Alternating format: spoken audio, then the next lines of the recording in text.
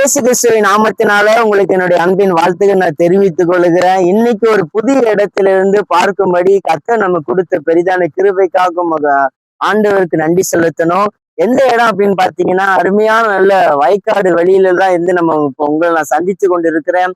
நீங்க பாத்தீங்கப்ப நல்ல பச்சை பசையான இடங்கள், பின்னாடி பாத்தீங்கன்னா ஒரு அன்பு சகோதரர் வேற ஒலை அடிச்சு கொண்டு இருக்கிறாங்க. இந்த மாதிரியான சூழ்நிலையை பார்க்கும் பொழுது இருதயத்துக்குள்ளே ஒரு பெரிய சந்தோஷம் வருதுங்க, ஒரு மகிழ்ச்சி வருது.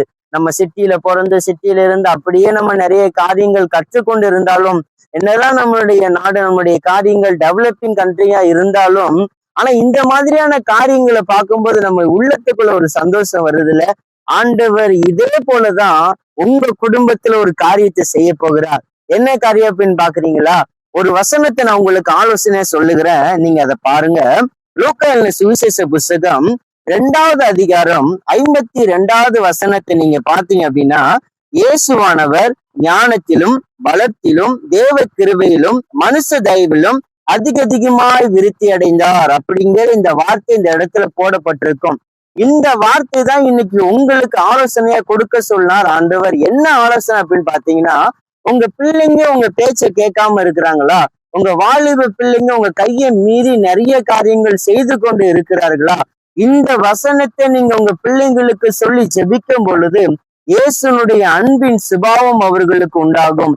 இயேசு எப்படி மாம்சத்துக்குரிய பெற்றோருக்கு அவர் கீழ்ப்படிந்து இருந்தாரோ, பிதாவுக்கு எப்படி கீழ்ப்படிந்து இருந்தாரோ, அதே போல ஒரு சுபாவம் இந்த வசனத்தை உங்க பிள்ளைகளுக்கு நீங்க சொல்லி ஜெபிக்கும் போது அந்த சுபாவம் உங்க பிள்ளைகளுடைய வாழ்க்கையிலும் வந்து சேரும்.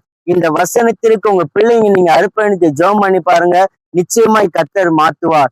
இதுக்காக நம்ம ஜெபம் பண்ணுவோமா? அப்படியே இருக்கடுங்கள், கண்களை மூடி. ஆண்டவரே, இந்த வசனத்துக்கு எங்க பிள்ளைங்க நாங்கள் அர்ப்பணிக்கிறோம். எங்க பிள்ளைகள் இந்த வசனத்தின்படி வாழணும், இந்த வசனத்தின்படி உங்களுடைய வழிகள்ல நடக்கணும். இயேசுவானவர் எப்படி பிதாவுக்கும் தங்களுடைய பெற்றோருக்கும் கீழ்ப்படிந்து இருந்தாரோ, அதே போல எங்கள் பிள்ளைகளும் அப்படியே மாறணும் சொல்லி கேளுங்க. இயேசுவின் நாமத்தினால ஜெபிக்கிற ஒவ்வொரு பெற்றோருடைய பிள்ளைகளுக்காக ஜெபிக்கிறேன். அந்த பிள்ளையுடைய வாழ்க்கையில ஒரு மறுரூபம் உண்டாகட்டும். இந்த வசனத்தின்படி அவர்களை ஆசீர்வதித்து ஜெபிக்கிறோம். இயேசு கிறிஸ்துவின் நாமத்தில் ஜெபிக்கிறோம் நல்ல பிதாவே. ஆமென், ஆமென், ஆமென்.